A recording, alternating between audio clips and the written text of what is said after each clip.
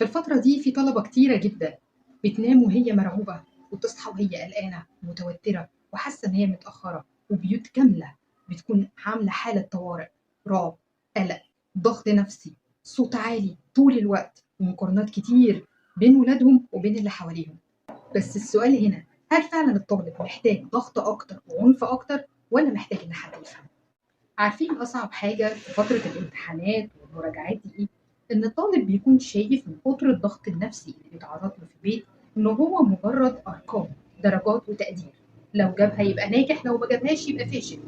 وهنا بيكون فترة الامتحانات والمراجعة فترة ضغط نفسي وإرهاق رهيب بيتعرض ليه الطالب طول الوقت، سواء كان من مدرسينه سواء كان من أهله في البيت. خلينا نتكلم بشكل واضح إن الطالب ده طفل صغير في مرحلة الابتدائية، في مرحلة الإعدادية، مراهق في مرحلة الثانوية. هو مش محتاج أكتر من اهتمام، مش محتاج أكتر من دعم. في طلبة كتير جدًا، يعني ممكن نقول بنسبة 80% من الطلبة أول ما تيجي تفتح الكتاب تحس بتوتر، قلق، تشوف شكل المنهج تروح قافلة الكتاب تاني، تقول لك ده أنا ورايا جبل مذاكرة، ويفضل قاعد، يا إما بيقعد ساكت، يا إما سرحان، يا إما قاعد بيقرا ومش فاهم حاجة. وده اللي ناس كتير جدًا بتسميه كسل، لكن الحقيقة إن في صراع نفسي رهيب بيكون جوه الطالب ده، سواء كان صغير أو كبير.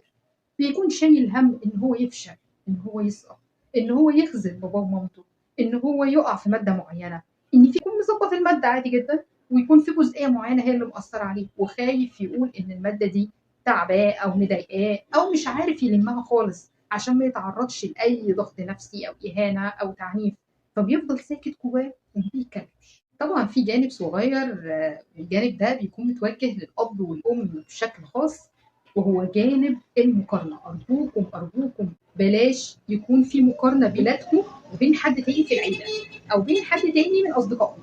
صدقوني المقارنة دي بتهد ما بتبنيش، مش بتحفز خالص، دي بتسبب كراهية رهيبة في نفسية ابنكم تجاه الشخص ده، سواء كان أخوه سواء كان قريبه. المقارنة سلاح صعب جدًا، سلاح مؤذي.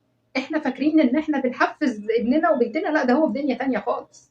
يكون شايف إن عدم التقدير، يكون شايف إن أنتم دايمًا جايين عليه، مش هيبقى متحمس إن هو يكون أحسن من التاني، لإن كل واحد، كل طالب ليه قدراته، ليه امتيازاته، ليه إمكانياته، ليه الحاجات اللي هو بيفهمها وبارع فيها. كلنا مش زي بعض، الناس مش زي بعض، إحنا مختلفين جدًا في كل حاجة. خلّيني أضيف نقطة كمان صغيرة، وهي الخوف من كلام الناس.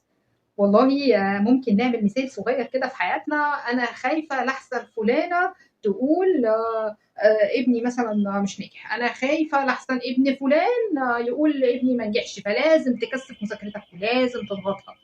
ما هو اللازم ده أنا باضغط على ابني، أنا بادوس عليه، بس أنا مش عارفة إيه اللي جواه. كل ده ضغط نفسي، صدقوني مش هيجيب نتيجة إيجابية إطلاقًا، بل هتلاقي السلبي هو الأكتر. من الحاجات اللي ممكن تواجهك وقت الامتحانات وبتكون تأثيرها صعب جدًا وهي السوشيال ميديا. السوشيال ميديا، السوشيال ميديا، إحنا كتير بنقعد نتصفح applications كتيرة وحاجات كتيرة، فبيطلع واحد كده يقول لك أنا خلّصت المادة وباراجع وكمان باحل امتحانات، واحد تاني ييجي يقول لك أنا باذاكر 12 ساعة ومخلّص المنهج كله. أيوه ماشي، أنت إزاي بتقارن نفسك بحد بيتكلم على السوشيال ميديا؟ كل واحد ليه طريقته، ليه ظروفه، ليه إمكانياته، ليه سرعته، ليه دماغه، وأنت ليك ظروفك وإمكانياتك وسرعتك ودماغك، فما ينفعش إن أنت تقارن نفسك بغيرك، ما ينفعش خالص إن أنت تقارن نفسك بغيرك، ما ينفعش إن أنت تقول إشمعنى ده أنا اللي متأخر، لأ أنت مش متأخر، أنت ظروفك وإمكانياتك ودنيتك ما كانتش سامحة، وفي نفس الوقت ما ينفعش تدي تركيزك وانتباهك كله للسوشيال ميديا وإن هم المصدر الموثوق. لأ صدقني، المذاكرة زي ما هي صعبة عليك صعبة على الكل، وكل واحد بيعاني من نقطة معينة، من اتجاه معين، من حاجة صغيرة معينة، مفيش حد الموضوع ماشي معاه سالك، يعني مفيش. كلنا وقت مذاكرتنا بيبقى فيه حاجات، مادة معينة، ملزمة معينة، حاجة معينة أثرت بشكل كبير وبتخلي الواحد حاسس إن هو واقف ما عملش أي حاجة. طيب دلوقتي في حالة إن الامتحانات قربت فعلا وأنا متأخر، أتصرف إزاي؟ مش عارف ألم المادة، مش عارف أعمل حاجة، بمسك الكتاب بتخض منه أروح قافله تاني وأطلع أجري. صح كده؟ لا، ناس كتير جدا كده. طيب نعمل إيه؟ أول حاجة ما تمسكش المادة وتبص عليها من الجلدة للجلدة، لأنك ببساطة خالص هتطلع تجري. هتخاف منها وهتبقى قلقان وتقول انا مش عارف الم اي حاجه. لا، خلينا ببساطه خالص في البدايه ندور على الدروس الاساسيه، النقط الصعبه نحاول نلمها، نمسك جزء جزء، قسم الماده، فتتها على قد ما تقدر، خد جزء جزء، مش هتخسر حاجه. لو في ملخصات حاول تعتمد على الملخصات، لو في حاجه ممكن ان هي تساعد تمام جدا، مفيش حاسس ان الدنيا مقفله زي ما اتفقنا همسك الدروس الاساسيه الاول، هشوف الاسئله المتكرره في كل درس. بمعنى في اسئله عندنا بتيجي مثلا بعد كل درس بنلاقي فيه سؤال مثلا في محافظه كذا، بعد كده السؤال ده تلاقيه اتكرر تاني في محافظه كذا، تفضل ماشي كده تلاقي الاسئله عماله تتكرر. هنركز على الاسئله المتكرره دي، بتجمع كتير من المنهج، ونركز كمان على الاجزاء اللي ممكن يكون عليها درجات عاليه. نحاول ان احنا نجمع كل الحاجات دي في شيت، في كراسه، في ورق، نجمعهم ونكتبهم وندرسهم كويس جدا، بجانب النقط او الحاجات واحنا بنراجع في حاجات بتقف معانا ما نسيبهاش، نحاول ان احنا نجمعها كلها ونكتبها بخط كويس وبشكل حلو بيساعدك ان انت تفهم منه. انت درست وذاكرت وراجعت وكمان عملت ملخص لنفسك يساعدك ليله الامتحان انك تلم الدنيا بسرعه. في نظام بسيط لو احنا ماشيين عليه الفتره دي هيفرق معاك كتير جدا في رحلتك الدراسيه وقبل الامتحان وفي وقت الزنقه كمان. اول حاجه خلينا نحدد كل يوم ماده نشتغل عليها، ماده او مادتين، بس الماده لو كبيره هناخدها في يوم واحد. عندنا مثلا مواد زي مثلا الفيزياء، الكيمياء، المواد الكبيره دي محتاجه يوم واحد. هنمشي عليها ازاي؟ ناس كتير جدا بتبقى واقفه معاها المواد العلميه. هنشتغل ان احنا هناخد ساعه دراسه، ساعه مذاكره، ساعه كامله، ساعه تايمر، ساعه ما اجريش فيها واصل همسك التليفون واصل مش ساعه هبعد فيها الموبايلات، السوشيال ميديا، هقعد في اوضتي او هقعد في المكان اللي برتاح فيه. هاخد ساعه كامله مذاكره، يبقى معايا الكتاب ومعايا الشيت اللي بشتغل عليه وايد فيه اول باول كل النقط اللي تقف معايا. بذاكر مذاكره بجد بتايمر وشغل كبير. البريك 10 دقائق، هاكل فيها، هصلي، هغير هدومي، هعمل مكالمه تليفون صغيره، ممكن امسك التليفون 5 دقائق، حاجه بسيطه قوي. 10 دقائق وترجع تاني.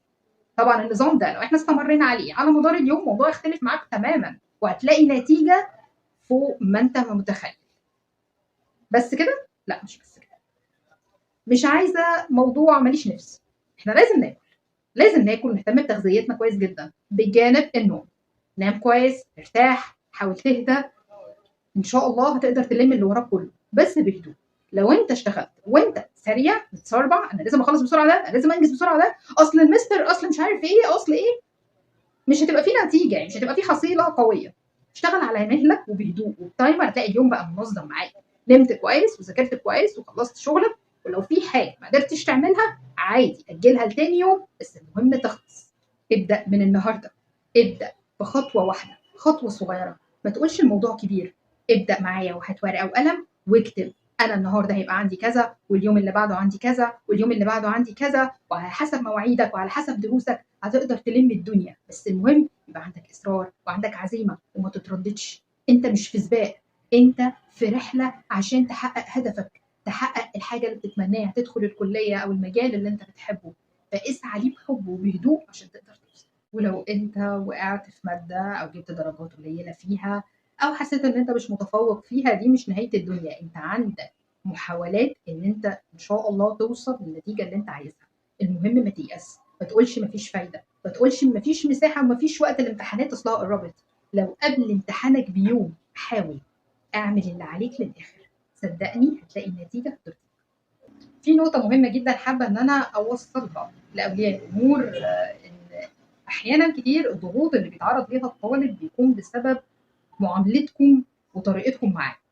بمعنى ان الصريخ، الزعيق، المقارنه، جمل كتير زي ابن خالتك هيخلص المنهج ويسبقك، آه، مستقبلك هيضيع، انت فاشل، انت مش نافع، انت مش هتنجح السنه دي، صرفنا كتير عليك والنتيجه صفر، انت ما عندكش احساس، انت اتهامات كتير جدا في وقت اصلا صعب قوي ان احنا نوجه له كل ده، هو اصلا مضغوط، هو اصلا نفسيته تعبان. فنحاول على قد ما نقدر ان احنا نكون رفقاء في المعامله معاهم. هم يعني في الاول وفي الاخر هم اطفال ومراهقين، فمحتاجين معامله باللين اكتر، بكلمات طيبه، خلينا في الفترة دي نكون جوانا رحمة أكتر بأولادنا. أنا عارفة كويس والله إن كل أب وأم خايف على ابنه، عايزه أحسن حد في الدنيا، بس أسلوب المعاملة بيفرق. كلمة واحدة ممكن تخليه يقعد ياكل الكتب كلها، ونظرة أو كلمة واحدة أو مقارنة واحدة ممكن تخليه واقف مكانه ما يتحركش. أرجوكم أرجوكم، الفترة دي بتكون صعبة جدا، محتاجة دعم نفسي بشكل مكثف للطالب. حتى لو كان هو مثلا جه عليه وقت وأهمل بسبب الضغوط اللي حواليه، سواء من أصدقائه، الحياة اللي عايشها، السوشيال ميديا، كل ده بيشتت انتباهه وبيشتت أفكاره. ولازم نراعي النقطة دي كويس، كلنا مرينا بالمرحلة دي. يا ريت نكون قريبين أكتر من أولادنا، ده هيفرق كتير معاهم في الفترة دي.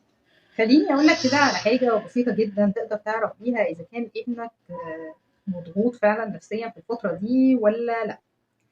آه، كتير جدا بنشوف أولادنا بيكونوا في حالة عصبية، في حالة سرحان، بينام كتير، بياكل كتير، ساكت طول الوقت، عنده خوف مبالغ فيه من أبسط الحاجات في المذاكرة والامتحانات، فقدان تركيز وفقدان شهية، أو ممكن يبقى قاعد ماسك الكتاب طول الوقت سرحان ومش فاهم أي حاجة.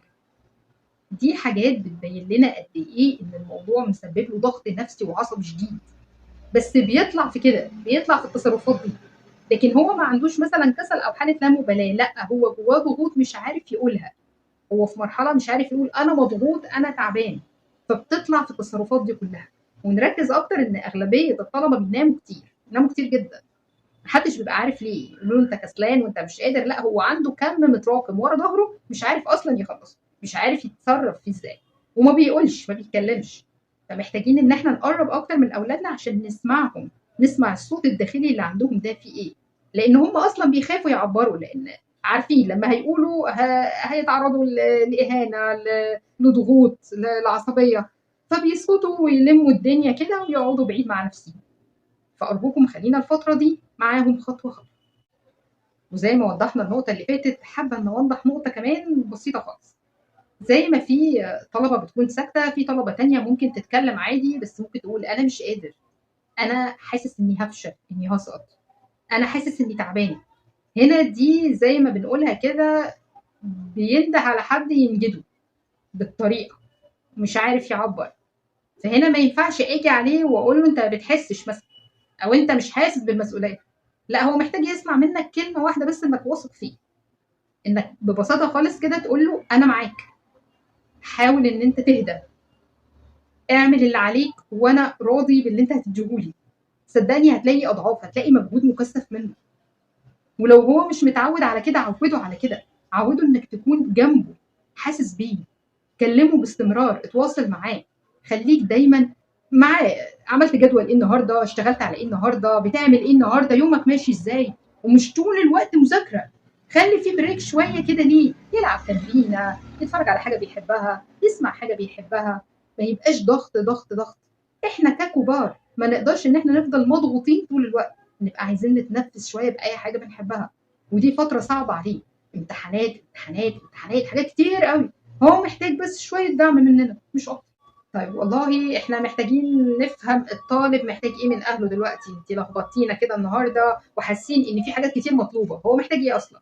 محتاج دعم، محتاج حب، محتاج هدوء، محتاج تعاطف معاه، حد يسمعه، حد يفهم مرحلته دي بيمر فيها ايه. حد بدل ما يقول له انت فاشل، يقول له انا عارف انك مضغوط، يقول له انا مش عارف، يقول له تعالى نظبطها سوا. هتفرق كتير معاه ومعاك انت كمان، لانكم هتتقربوا من بعض.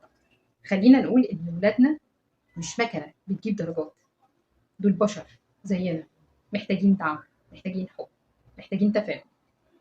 دول سنهم صغير، بيتعبوا وبيتضغطوا وبيتعرضوا لضغوط نفسيه وعصبيه من اللي حواليهم ومن المناهج، حاجات كبيره جدا عليهم وبيتحملوها.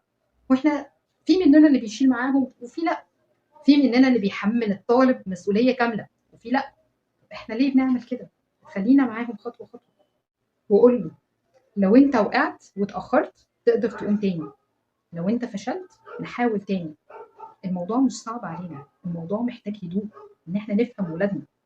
خلينا نخف الضغط شويه عليهم، هم في فتره حرجه جدا الفتره دي. وافتكروا دايما ان النجاح مش مجرد مجموع بيتكتب في الشهاده، النجاح ان اولادنا يخرجوا من الدراسه ومن الضغوط النفسيه دي ناس سليمة واعية وتقدر إن هي تكمل مشوار حياتها ونجاحها وهم أسوياء، مش مرضى نفسيين، مش مضغوطين، مش بيتعودوا دايما لازم أجري عشان أحقق التارجت وبس.